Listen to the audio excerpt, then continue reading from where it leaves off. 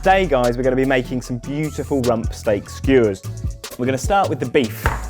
So we've got some rump here, but equally you could do this with sirloin or ribeye, and it would be a similar sort of cook time, really. So we're going to start by marinating this. We're going to do a super quick marinade. So we're going to grab some limes and get the zest in there. And we're going to use the juice as well. So that's going to give us our acid that's going to kind of start breaking down the meat and give us a beautiful texture. So just give your lime a quick roll as well. Do this whenever you juice anything citric. And you could do this kind of the morning that you were going to make them. You could probably leave it for the day, but I certainly wouldn't want to leave it overnight because of the acid and the sugar that we've got in this marinade. It will start to break it down and you'll end up with mushy meat. So next we're going to add a bit of sugar. It smells like a mojito at the moment, which is delicious. We're going to add a star anise, a bit of bay leaf, break up a couple of sprigs of rosemary into there as well. And that's it, just cover it with oil and you've got yourself a basic marinade. This will work on lots of things as well. You can use the same thing for kind of chicken, lamb, and just give that a mix together so you've got it all nicely incorporated. Beef done, so we're just going to set that to one side. Okay, so the beef's marinating, so now we need to make some chimichurri. There's legend as to where this dressing comes from. Some people believe it was an Irish guy called Chimichurri who went to South America with this dressing, showed it to people, they couldn't pronounce his name, and it became chimichurri, which I really hope is true, but doubt it is. So we're going to start with some parsley, and we're just going to roughly chop that. About 50 grams or so you'll end up with of parsley. So a good load of parsley, and again, roughly chopped, you don't need to go at it for ages and ages. Soft herbs as a rule, you just want to be slicing once anyway, really. Once you start hacking at them, you'll start bruising the herbs and they're nowhere near as tasty. Next up, we're going to add some red wine vinegar. So we've got a couple of tablespoons of red wine vinegar straight in. We're going to add a pinch of oregano, and then we're going to add about 120 grams of olive oil. And our parsley can sit in that oil there while we chop our last couple of ingredients, okay? So next up, we're going to add a chilli. These are massive, so we're probably just going to do half of one of these. And I take the seeds out on these.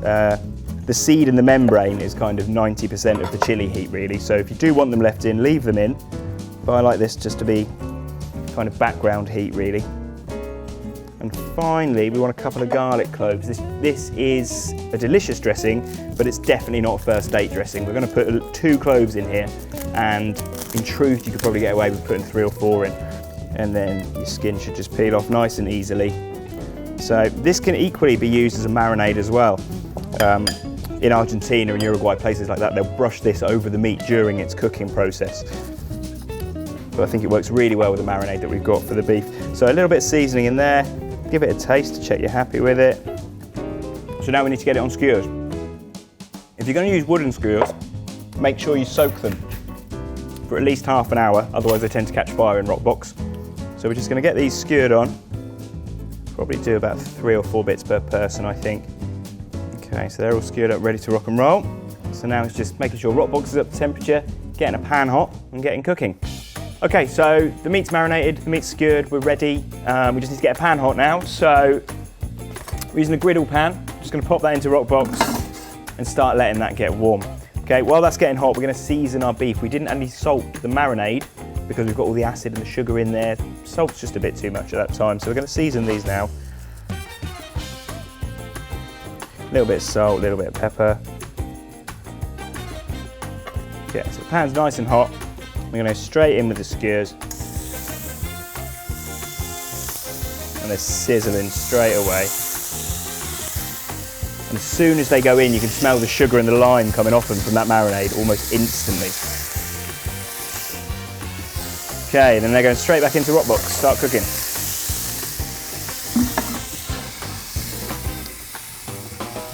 Okay, so this is going to be super quick. If we're doing this over a barbecue or in a pan on the stove, we're probably going to be looking at around about 10 to 12 minutes. This is going to be near a kind of 6 minutes or so, so we're kind of halving the time using Roccbox. So you want to be checking them pretty regularly while they're cooking, turning them when they need it, but we are looking for a bit of charring on it. They're already taking on a really wicked colour from the sugar, that brown sugar that we've got in there is really caramelising on the meat. Because we're so hot at the back, you'll find the charring starting to happen quite early on here. So do give them a quick 180. I do this for most things that I'm cooking as well, just because that heat is so different. You kind of got 100, 150 degrees between the front and the back. Just rotated them around. It's also an opportunity to give them a little feel, see how you're getting on. They're nearly there, probably another minute or so. So you can see in the pan, just where that sugar started to caramelise. Just give it a little roll in there, just get up all that goodness that's in there. Over with your chimichurri at the end. And this can go on while it's red hot as well. You could even add a bit of this to the pan if you wanted. As I said earlier, it's kind of a marinade as well as a dressing or a sauce. Same as any other meat as well. Give it a little rest before you get stuck in, but they are good to go. I want to rest them, but I want to eat them. I'm just going to go in for one bit, because I can't resist. Got to see how it's cooked, haven't I?